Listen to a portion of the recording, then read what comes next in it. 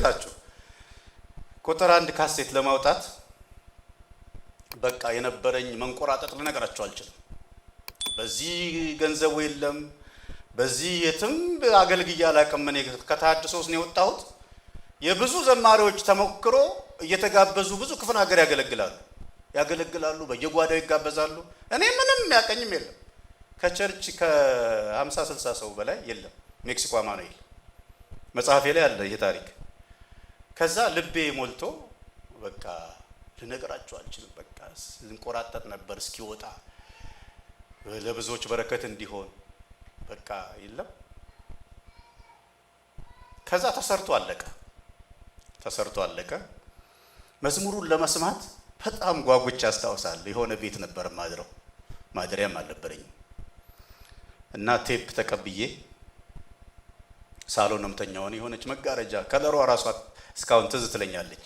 መጋረጃ አለች፣ መኝታ ቤት አለ፣ 2 ክፍል ነው ቤቱ። እኔ ሳሎን ያለ እና ቴፑ ከፍቼ ካሴት ነው ያኔ። በጣም ደስ ብሎኝ ማለት ነው። በቃ ይሄ የደስታ ጥግ ነው የሚመስለው ራሱ ነገር ስራው። እሰማለሁ ቁጭ ብዬ የለም እንቅልፍ። መብራት ኃይል ነው የሚሰራው ሰውየው ማድርበት ቤት እና ስራ ሲሰራ ሁሉ ደክሞት ነው የሚመጣው። ድምፁ ረብሾታል። እኔ ፌሽታ ላይ ነኝ፣ እሱ እንቅልፍ ረብሾታል። አየው ልዩነቱን አየው። ዘፈን አልሰማው፣ መዝሙር የሰማሁት ግን በቃ ሁኔታው ለእኔ ግን የመጨረሻ ደስታ ነበር። ከዛ መጋረጃው ላጥ አደረገና ወንድም ተከስተ ደግሞ በጣም ጨዋ ክርስቲያን ነው። ወንድም ተከስተ ድምፁን እንደው ቀነስ ታደርገው አለኝ። ጓጉቻለሁ እኔ እሺ አልኩት። ደነገጥኩ፣ ሽምቅቅ ነገር አልኩ። ሰው ቤት ጥገኛ ሆናችሁ አስቡት። ከዛ የቴፑን ስፒከር እንደዚህ ስሰማ አደርኩ። ከዛ ሰትሉኝ ለካ ያልፋል፣ ይሄም ደስታ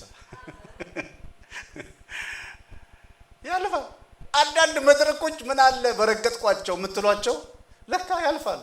ከጎናቸው ያለውን እስኪ ስደርስበት ሁሉ ቀላል ነው በሉት፣ ሁሉ ቀላል። አንድ ስብከት ብቻ ሰምቻለሁ እንደዚህ የሚል ሲደረስበት ቀላል። ለዚህ ነው ደስታችንን ማለት እናድርገው እግዚአብሔር። ክብር ለእግዚአብሔር ይሁን። ሃሌሉያ።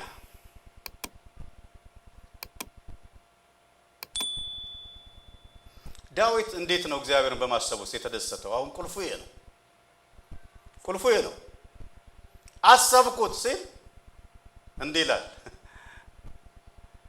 77 ቁጥር 5 ላይ የዱሮውን ዘመን አሰብኩ። እስኪ በሉት ይሄን ቃል። ዛሬ ችግር ላይ ነው፣ በጣም አጣብቂኝ ውስጥ ነው። ግን ዘወር ሲል አሰበው እግዚአብሔርን። ከዛስ የዱሮውን አሰብኩ፣ የዘላለሙን ዓመታት አሰብኩ፣ አጠነጠንኩ የሚል ቃል አለ። ሄደ በቃ አይምሮ እግዚአብሔርን ሲያስበው ሄደ። በግል ሕይወቱ እግዚአብሔር ከየት እንዳነሳው ያውቃል። እረኛ በቤተሰብ የተረሳ ልቤን የሚነካው ቃል አለ። እናትና አባቴ ረሱኝ፣ እግዚአብሔር ግን ተቀበለኝ የሚል ቃል። ሲቆጠር እኮ ቦታ አልተሰጠውም። ለንግስና ሲቀቡ ታስታውሳላችሁ። አለፉ እለፍ አለው እግዚአብሔር። ይሄ መልካም ነው ሊቀባ ሲል አሳለ። ዳዊት ሲመጣ በጣም የሚገርመኝ ቃል አለ። አይ በቃ ከምንም አልቆጠረውም ነብዩ። ድክ እያለ ሲመጣ ኦልሬዲ ተቀምጧል። ተነስ ተቀባው የሚል ቃል እግዚአብሔር ባይለው አይነሳም ነበር። እስኪ ለጌታ ክብር ስጡ ባካችሁ። ግሎሪ ለምን በሱ መለኪያ የለም። ምንም ስፍራ የሚሰጠው አይደለም። ምንም በጭራሽ። ድክ እያለ ሲመጣ የልብ አምላክ እግዚአብሔር ተነስተ እግዚአብሔር ይባረክ። ሄድኩ፣ አጠነጠንኩ። በግል ሕይወቱ የሆነው ሌላ አንድ ትርጉም ላይ ሳጠና የመጀመሪያውን እንደ እንትን የምትጽፉ ካላችሁ ለእስራኤላውያን ያደረገውን ታምራት አሰበ ይላል። የድሮውን ሲል እስራኤልን መገኛ ማለት ነው የመጽሐፍ ቅዱስ። እግዚአብሔርን የተዋወቅንበት ማህበረሰብ ማለት ነው። ቀላል ማህበረሰብ እንዳይመስል። አሰበ፣ እንዴት ረዳው፣ እንዴት በምን ውስጥ አለፈ። በግብጽ የነበረውን ጭቆና ሲጮሁ ሲያለቅሱ ጮሆት ላይ አይደለሱ ሲያለቅሱ ሲማጸኑ አግዘኝ ሲሉ እንዴት እንደረዳቸው ከየት መድኃኒት ከማይጠበቅበት ቦታ መጣና ዳናቸው። ለሱ ክብር ይሁን። አዋጅ የሞት አዋጅ የወጣበት ቤት ውስጥ አሳደገው እግዚአብሔር።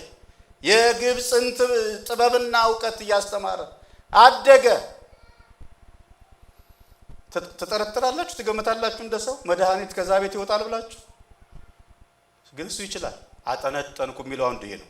ለእስራኤላውያን በግብፅ ባርነት ሳሉ የተደረገውን የእግዚአብሔርን ቸርነት አሰበ። እና አንዳንዴ እግዚአብሔርን አሰብኩት ሲባል ዝም ብሎ ስሜት አይደለም፣ እውቀት ነው።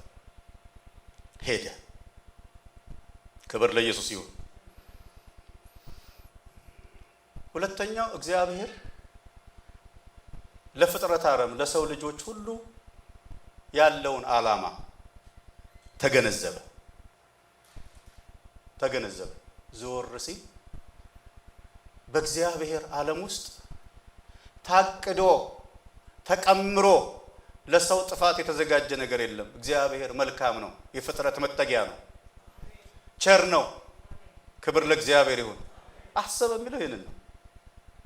ለምሳሌ ለኛ አሁን እንዲሆን ይህን ቃል በጣም ልቤ ውስጥ ስለመጣ ኢሳይያስ 40:27 ላይ ፋሚሊየር የሆነ ያዕቆብ ሆይ እስራኤል ሆይ መንገዴ ከእግዚአብሔር ተሰውራለች፣ ፍርዴም ከአምላክ ያልፋለች ለምን ትላለህ? አለ እንዲህ አይነት የህይወት ምዕራፍ ባይዘዊ አለ በየቤታችን በየጓዳችን። ለዚህ ነው ደስታችንን እግዚአብሔር ላይ ማድረግ። የሁል ጊዜ የማያቋርጥ ደስታ ውስጥ ትገባላችሁ። እንደዛ አይደል የሚለው ጳውሎስ? ሁል ጊዜ በጌታ ደስ ይበላችሁ አለና ደግሜ እላለሁ ደስ ይበላችሁ ብሎ እዛ ላይ አላቆም። ገርነታችሁ ደስታ ይታያል። የሚታይ ነው። በእግዚአብሔር እደሰታለሁ ሲባል ዝም ብሎ አይደለም፣ ርኅሩ ትሆናለህ ማለት ነው። ዓርብ ዕለት ጌታ ይባርክ ፓስተር ዛክ ስለ እግዚአብሔር ራእይ ሲያወራ ነበር። ውጤቱ እግዚአብሔር ርኅሩህ እንደሆነ አሁን ከዘላለማዊ ከእግዚአብሔር ባህሪ ውስጥ የምንካፈለው ደስታ እኛን ጮቤ አስረግጦ የሚያበቃ አይደለም፣ የሚጋባ ነው ማለት ነው። የምታካፈለው ነው ማለት ነው። አንዳንድ ሰው አይታችኋል፣ ቀምሮ የሆነ ሂሳብ ይዞ ጠጅ ቤት ይገባል። እንደ አጋጣሚ ሆኖ ጠጅ ቤት ገብቼ አላውቅም ሲሉ ሰምቼ ነው። ጠላ ነው ጠጥቼ የማውቀው እኔ። እሱ ባህል ነው እየተባልክ በቃ ስንለው ነው ያደግነው። እስከ ተወሰነ ጠጅ ቤት ይገባል። አንድ ሁለት ብዬ ልምጣ ብሎ ማለት ነው። ከዛ ያቀርቡለታል፣ ይልልሃል። ሲገባ ይቆጣጠረዋል። ደስ እያለው ይመጣል። ደስ እስኪ ደስ ብሎ ደስ ይጨምራል። ጨምር ይላል። ደስ እያለው አሁን ከፍ እያለ ይሄዳል። እሱ ለራሱ እኮ አንድ ሁለት ብሎ ለመምጣት ነው ፕሮግራም ያደረገው። ጠቅላላ ከበር መልስ ዘግቻለሁ ይላል። ተቆጣጠረው። አየህ።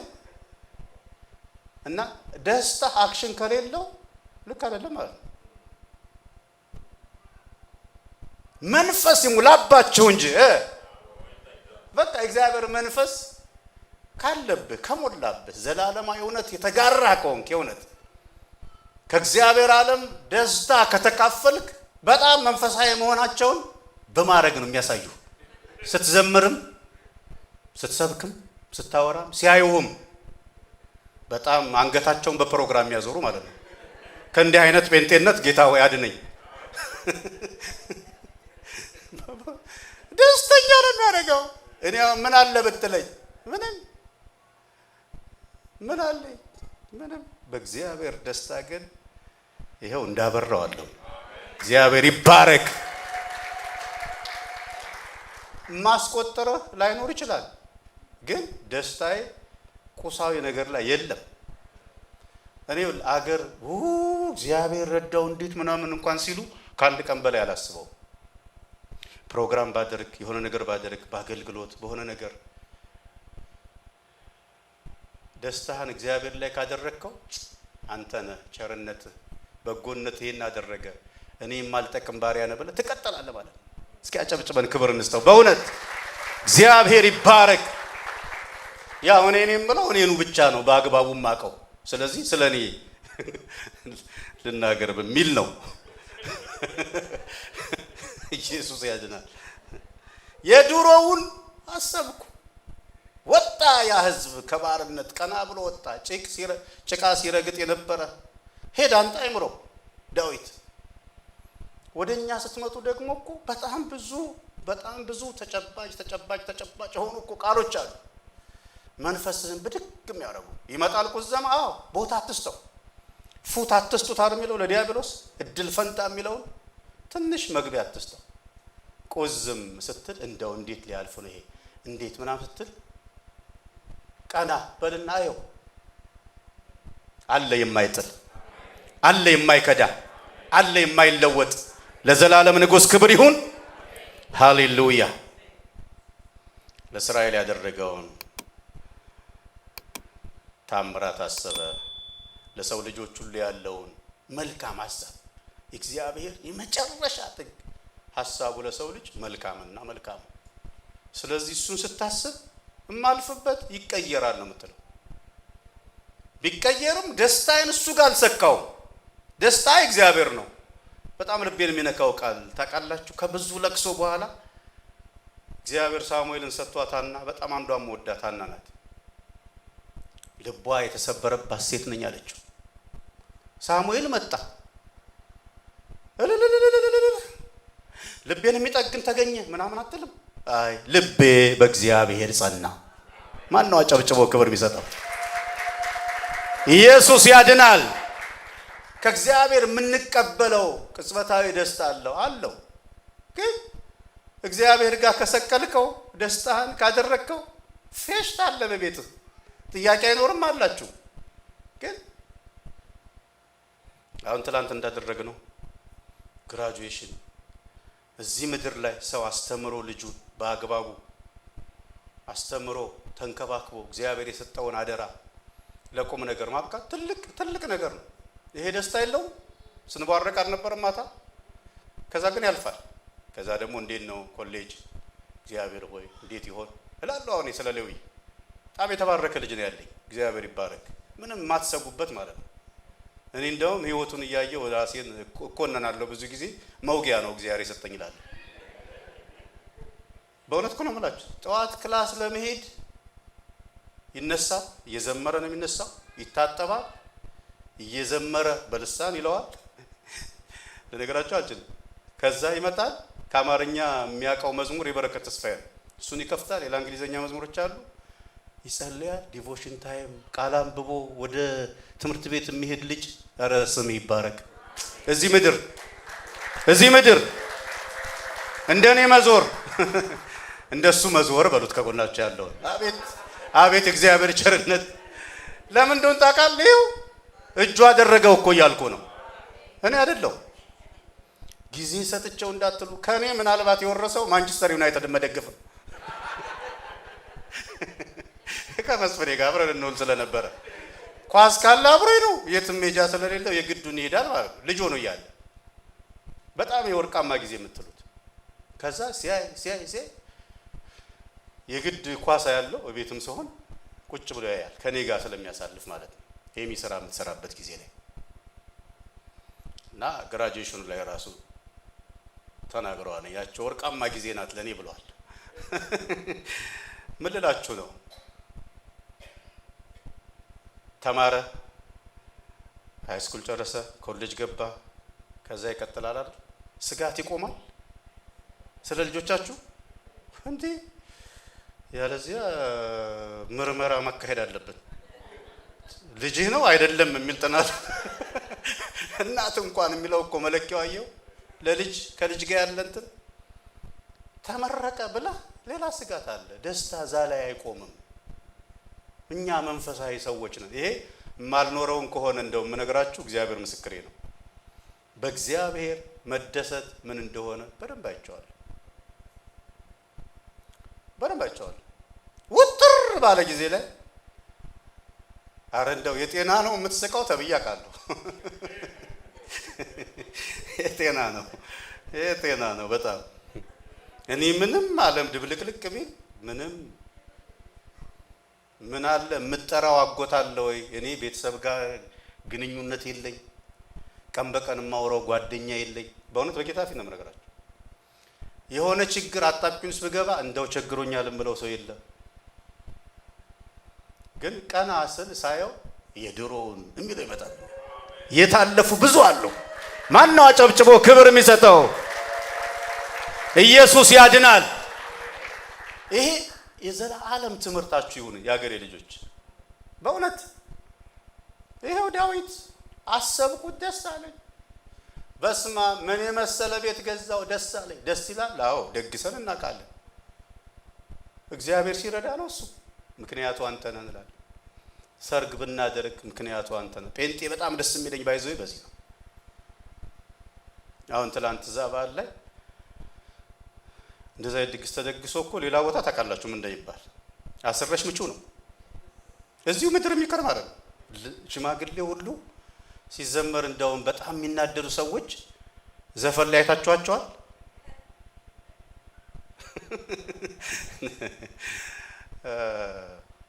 እያንዳንዱን ነገርና ስኬት ክንውን ለእግዚአብሔር ክብር የሚያውል ጴንጤ ነው። አጨብጨባችሁ ለጌታ ክብር። ደስ ይላል። ስለዚህ በየዕለቱ በህይወታችን በኑሯችን በሚሆነው እንደሰት እንጂ ደስ ይላል። አንዳንዱ ነገር የምትክደው አይደለም፣ ግን ይሞላል፣ ይጎላል፣ ከዛ ፊት ጭፍግግ ይላል። አንዱ ጥያቄ ይመለሳል፣ ከዛ ደግሞ ህይወት ይቀጥላል፣ ከዛ ይቀጥላል። ስለዚህ ምን እናድርግ? ከመዝሙረኛው የምንማረው እንደ ዳዊት የተሳካለታል እንዲህ በምድር ላይ ስታዩት። ለነገሩ ምን እኮ ጠይቆ እኮ የተከለከለው የለም፣ ግን እንዲህ አይነት የህይወት ምዕራፍ ገጥሞታል። ሌሊቱን ሙሉ ተማጸነ፣ ዝም። እርዳኝ አለ፣ ዝም። እናሳ አሰብኩት ደስ አለኝ። አጨብጭበን ለጌታ ክብር። ላጠናቅ ነው። ሃሌሉያ። ሶስተኛ የነፍሴ ተስፋና እድል ፈንታ እግዚአብሔር ነው። ሰቆቃውም ኤርምያስ ምዕራፍ 5 ምዕራፍ አለውና የሰቆቃ የተባለበት ምዕራፍ ራሱ በጣም በጣም በጣም በጣም በጣም ቤተ እስራኤል ይሁዳ በጭንቅ ያለፉበት ጊዜ ነው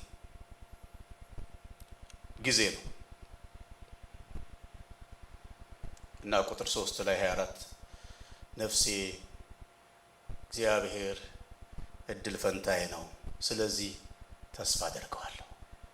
አልተቀየረም ነገሩ። አዎ በሱ እደሰታለሁ፣ ተስፋ አደርገዋለሁ። የነፍሴ ተስፋ እሱ ነው። የነፍሴ ንጉሥ እሱ ነው። የነፍሴ አለኝታ እሱ ነው። ክብር ለእግዚአብሔር ይሁን። ሃሌሉያ። አራተኛውን ቶሎ ቶሎ ልበልና ሊጨርስ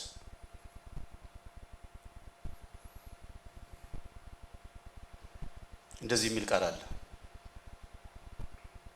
ዕብራውያን 13:5 አካሄዳችሁ ገንዘብን ያለ መውደድ ይሁን፣ ያላችሁም ይብቃችሁ። ለምን? እርሱ ራሱ አልለቅህም ከቶም አልተውህም ብሏልና። ስለዚህ በድፍረት እስኪ በሉት ይሄን ቃል ጌታ ይረዳኛልና አልፈራም፣ ሰው ምን ያደርገኛል እንላለን። ኢየሱስ ያድናል። ክብር ለኢየሱስ ይሁን።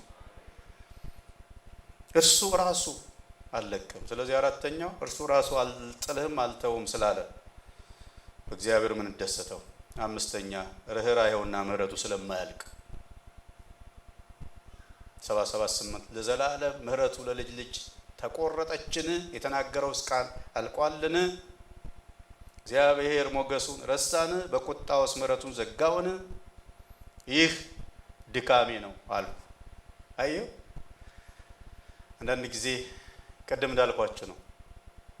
ያዕቆብ ሆይ እስራኤል ሆይ መንገዴ ከእግዚአብሔር ተሰውራለች፣ ፍርዴስ ከአምላክ ያልፋለች ለምን ትላለህ? ዲፕ ኢንሳይድ ይላል። ከሚያልፍበት የተነሳ አልሰማህም፣ አላወቅም። እግዚአብሔር እሱ የዘላለም አምላክ የምድር ዳርቻ ፈጣሪ ነው። አይደክምም፣ አይታክትም፣ ማስተዋሉም አይመረመርም። ለደካማው ኃይልን ይሰጣል። አቅም ለሌለው ብርታትን ይጨምራል። ክብር ለኢየሱስ ይሁን። ስለዚህ እግዚአብሔር እንደሚተው፣ እግዚአብሔር እንደሚረሳ፣ እግዚአብሔር ከዘላለማዊ ውቅሩ እንደተቀየረ ማሰባችን ድካሜ ነው ነው የሚለው ዳዊት። የሰጋሁት ያ ሁሉ እንባ፣ ያ ሁሉ ጩኸት፣ ያ ሁሉ ለቅሶ፣ ያ ሁሉ ናበት ድረስበት መማፀን ድካሜ ነው። አሰብኩት፣ ደስ አለኝ። ለምን? አይለወጥም። እስኪ በሉት ይሄን ቃል፣ እግዚአብሔር አይለወጥም። ክብር ለእግዚአብሔር ይሁን። ሃሌሉያ። ማጠቃለያ ቅድም ያልኳችሁ ነው። ፊልጵስዩስ 4:4 ላይ ሁል ጊዜ መቼ ይህን የጻፈበትን ይህን መልእክት ፊልጵስዩስን የጻፈበትን ቦታ ሄጄ አይቼዋለሁ። አውሮፓ አንደርግራውንድ ነው። ከዛ ያሳዩአቸዋል አስጎብኚዎች። በዚህች እኮ መስኮት ነው እንትኑን የላከው ይሏቸዋል፣ መልእክቱን እየጻፈ። የአውሮፓ ዊንተር እግዚአብሔር ያሳያችሁ። ታስታውሱ ከሆነ አንድ ክፍል ላይ በርኖሱን ላክልኝ የሚል በዛ አይነት ጭንቅ ውስጥ ሆኖ ደስተኛ ነኝ ይላል። መለኮታዊ ደስታ ይባላል። እስኪ በሉት ከጎናችሁ አለ፣ ይሄ ደስታ ከሁኔታ ያለፈ ደስታ ነው። ወንጌል ሰብኮ ይሄ ግፍና ይሄ መከራ ይሄ እንግልት ይሄ እስራት እየደረሰበት ስላለ በመከፋትና በማዘን ለዛውም ያላቸውን ይዘው ስንቅ ምናምን ይዘው ሄደው ሊጠይቁ ላሉ ለፊልጵስዩስ አማኞች ጻፈ። ይኸው ለእኛ ሁሉ መልእክት ሆነ። ሁል ጊዜ በጌታ ደስ ይበላችሁ። አይ በቃ ጤናው ተቃውሶ ነው እንዳይል የምር እንደሆነ እንዲገባቸው ደግሜ እላለሁ። ስቱ አይደለም ሳት ብሎት አይደለም፣ በእውቀት የሆነ በነገራችሁ ላይ ማጠቃለያ እንደው ከዚህ ጋር መዝሙረኛው ዳዊት እግዚአብሔርን በማሳዘን ባልሆነ መንገድ ሄዶ የመጣው ልጁ የሚወደው የነበረው ታመመ። የምታውቁት ታሪክ። አያሌ ቀን ማቅ ለብሶ አመድ ነስንሶ ማረው እንዳይሞትብኝ እባክህን፣ ተንቆራጠጠ፣ አለቀሰ። ብላ ቢሉት አልበላ፣ ብላ ቢሉት የምን፣ ከዛ ሞተ። ሰደሊ ብድግ አይደለም፣ ታጠበ ይላል። ፈካ ፊቱ፣ ምግብ ግጥም አድርጎ በላ። ሰዎች እኮ ወይኔ ታሞ እያለ እንደዛ ሲያለቅስ የነበረ አሁን ብናረዳው እንዴት ሊሆን ነው? ኮሚቴ ተዋቅሯል ራሱ ለመያዝ ማለት ከሄዶ ከግድግዳ ጋር ቢጋጭ የሆነ ነገር ቢሆን አስበው። የባሰ ነዋ ስታጣው የሚያብሰለስለው።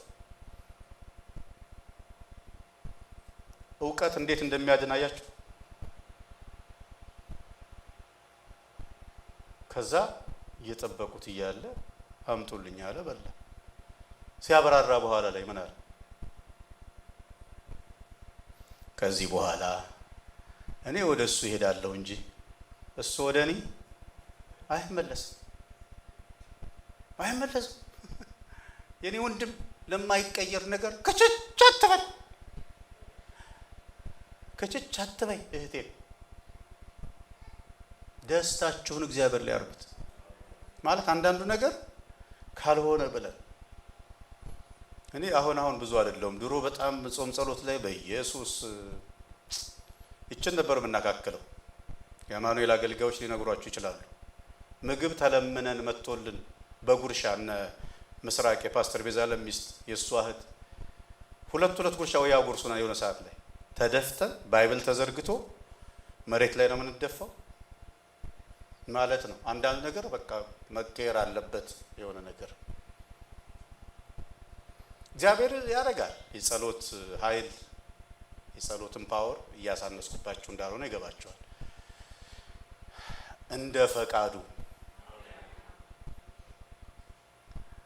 መወደው ቃል አለ። በፍርሃት ሲጣጣር አጽንቶ ጸልይ ነበር፣ ወዙም በምድር ላይ እንደሚወርድ እንደ ደም ነጠብጣብ ነበር። ማን? ኢየሱስ። ትንቅንቅ፣ ነፍስ ውጭ ነፍስ ግቢ።